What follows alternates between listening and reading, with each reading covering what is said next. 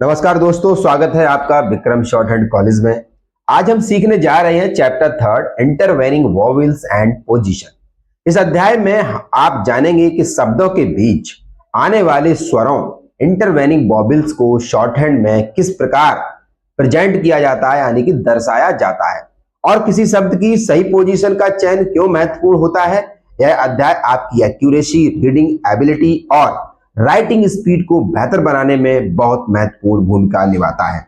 यदि आप SSC stenographer, high court, supreme court या किसी भी स्टेनोग्राफी परीक्षा की तैयारी कर रहे हैं तो इस अध्याय को ध्यान से समझने आपके लिए बेहद आवश्यक है। तो चलिए बिना समय गवाए चैप्टर थर्ड की शुरुआत करते हैं।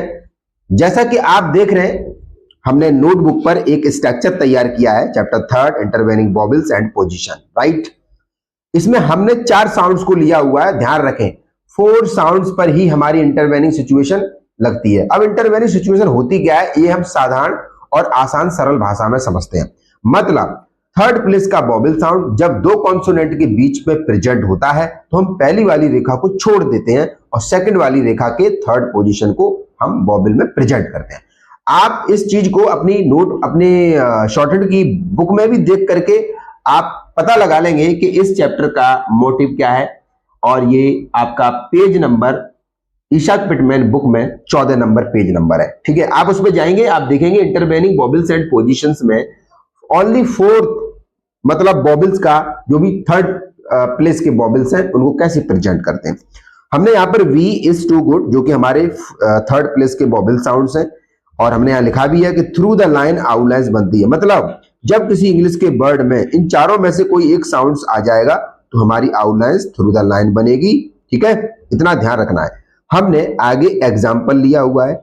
एग्जाम्पल में हमने क्या किया, हर साउंड पर एक वर्ड बनाया, यानी कि रीड जिसमें बी की साउंड है, रिड इसमें इज की साउंड है, और टू में पुल की साउंड है, और गुड में पुल की साउंड है, ठीक है। अब ये पुल वाला जो वर्ड है गुड की साउंड है, पुल वाला जो वर्ड है टू की साउंड है, और रिड वाला जो वर्ड है इज की साउंड है, और रीड वाला जो वर्ड है इसमें बी की साउंड है। तो जब इन चारों वॉवेल साउंड्स को प्रेजेंट किया जाता है किसी वर्ड के माध्यम से तो देखिए आउटलाइंस कैसे बनती है। हमने यहाँ लिखा भी है कि वी की साउंड इस वर्ड में है, इज की साउंड इस वर्ड में है, और टू की साउंड इस वर्ड में है, और पुल की साउंड इस वर्ड में है।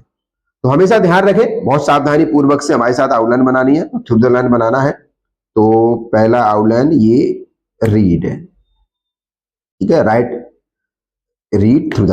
अब देखो यहां पर थ्रू द लाइन हो गई तो आर को छोड़ देना है और डी के पहले लगाना है। क्यों, अब वॉवेल कैसे लगता है, आर के बाद डी, यहां पर ऐसे कर लो एरो, आर के बाद क्या आता है डी, और डी से पहले आपका वी की वॉवेल साउंड, ये स्ट्रक्चर ध्यान रखना।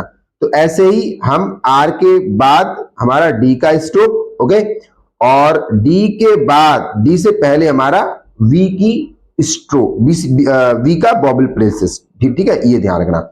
ये स्ट्रक्चर आपको बहुत अच्छे प्रैक्टिस करना है तो आपकी चीजें क्लियर हो जाएंगी। ऐसे ही रेड में चीजें बिल्कुल सेम है, बट इस पे हैवी साउंड है तो हैवी डॉट लगेगा, लाइट साउंड है तो लाइट डॉट लगेगा। ऐसे ही पूल में भी वही साउंड है। पूल में क्या होगा, हम हैवी डैश लगाएंगे पूल में, और पुल में लाइट डैश लगाएंगे, और ये भी थ्रू द लाइन बनेगा लाइट डैश में। अब देखना ध्यान से, बी को प्रेजेंट करते हैं हम हैवी डॉट से, इसको प्रेजेंट करते हैं लाइट डॉट से, टू को प्रेजेंट करते हैं हम हैवी डैश से, गुड को प्रेजेंट करते हैं हम लाइट डॉट से। तो इस तरीके से हमने हर वर्ड का साउंड को किस तरीके से प्रेजेंट करना है वो हमने साउंड के सिंबल बना दिए, heavy dot light dot, heavy dash light dash, okay. और इन साउंडों को जब किसी इंग्लिश के वर्ड में पाया जाता है तो उसकी आउटलाइन थ्रू द लाइन बनती है। और वॉवेल लगाने की प्रक्रिया यानी कि इस तरीके से होती है, आर के बाद डी देखो और डी कॉन्सोनेंट से पहले कौन सा साउंड है वो देखो। ऐसे ही स्ट्रोक में आर के बाद डी और डी से पहले वी की साउंड लगेगी। That is clear. तो आई होप कि आप सभी लोग इस स्ट्रक्चर को समझ गए होंगे। यही हमारा इंटरवेनिंग सिचुएशन बोला जाता है। आप यहां पर देखें प्रैक्टिस एग्जाम्पल। अब प्रैक्टिस एग्जाम्पल में क्या देखेंगे, प्रैक्टिस एग्जाम्पल में हमने क्या किया है, हमने हर साउंड पर एक एक वर्ड लिया है, ओके। किल, डीम, डिम, लीड, लिड और कीड, ओके। और अब हम बनाने चले हैं, तो आप भी हमारे साथ बनाइए। तो किल, हमेशा ध्यान रखें इन सारे वर्डों में थर्ड प्लेस वोवेल साउंड से ही है। किल, डीम, डिम, लीड, लिड और कीड। जैसा कि आपने देखा किस तरीके से हमने आउटलाइंस बनाया है, ठीक है। तो ये चीज हमेशा आप लोग ध्यान में रखेंगे। और फर्स्ट प्लेस सेकंड प्लेस के वोवेल साउंड्स की आउटलाइन नहीं बनानी है, क्योंकि इसमें हमें थर्ड प्लेस वोवेल ही एक्सप्लेनेशन देना है। तो जैसा कि हमने आपको बताया है किस तरीके से है, ठीक है। अब मैं इसकी रेखाएं बनाता हूं। जैसे मानिए चलिए थर्ड प्लेस कैसे काउंट होता है। जैसे मानिए चलिए हमारा ये किल है,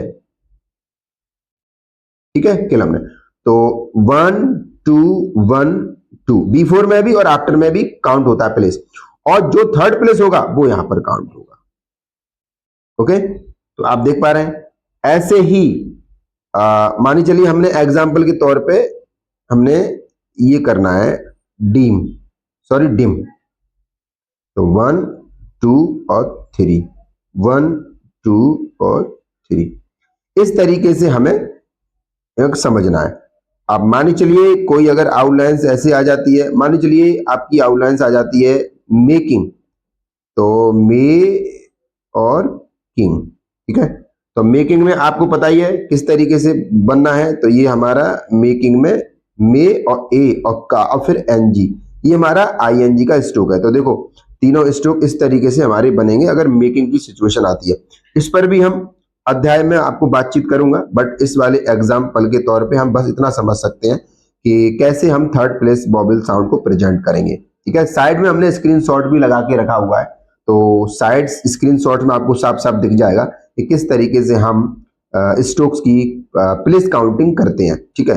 जैसे मानी चलिए हमने लिखा है कि एक खाली सिंपल हम आपको एक स्ट्रोक बना के दिखा रहे हैं, ठीक है। इसमें हम बताएंगे सिर्फ प्लेसेस कैसे काउंट करते हैं थर्ड प्लेस का। तो 1 2 1 2 ऐसे, और थर्ड हमारा ऐसे होता है। और इसी सिचुएशन को देख करके इन सारे एग्जाम्पल को अगर आप देखोगे तो आप हमारे वर्डों में इंटरवेनिंग सिचुएशन देखने को मिलेगी। तो इस वाले चैप्टर में सिर्फ फाइनल कंक्लूजन ये है कि हमेशा जब किसी इंग्लिश के वर्ड में दो कॉन्सोनेंट के बीच में थर्ड प्लेस का वोवेल साउंड आए, दो कॉन्सोनेंट के बीच में थर्ड प्लेस का काउंट, दो कॉन्सोनेंट के बीच में थर्ड प्लेस का वोवेल साउंड आए, दो कॉन्सोनेंट के बीच में थर्ड प्लेस का वोवेल साउंड आए, तो आप पहले स्ट्रोक को छोड़ देना है। सब में पहला स्ट्रोक छोड़ा हुआ है, आप देख सकते हैं। दूसरे वाले स्ट्रोक की थर्ड पोजीशन काउंट करनी है। अगर पहले आता है पहले लगाइए, बाद में आता है तो बाद में लगाइए। तो इस वाली वीडियो के माध्यम से आप बहुत बेहतरीन तरीके से इस वाले चैप्टर को समझे होंगे। आशा करते हैं कि आज हमने chapter third intervening vowels and positions के महत्वपूर्ण नियमों और उदाहरणों को विस्तार से समझा। नियमित अभ्यास से आप इन सिद्धांतों को आसानी से अपनी राइटिंग में लागू कर पाएंगे और आपकी शॉर्ट एंड स्पीड तथा एक्यूरेसी दोनों में सुधार होगा। अगर यह वीडियो आपके लिए उपयोगी रहा तो वीडियो को लाइक, शेयर और चैनल सब्सक्राइब करना ना भूलें। बेल आइकन को जरूर दबाएं ताकि स्टेनोग्राफी के नए नए chapters, special outlines, dictation practice और एग्जाम ओरिएंटेशन आपको वीडियो सबसे पहले आपको मिल सके। मिलते हैं अगले चैप्टर में एक नई सीख और नई प्रैक्टिस के साथ। धन्यवाद। जय हिंद, जय भारत।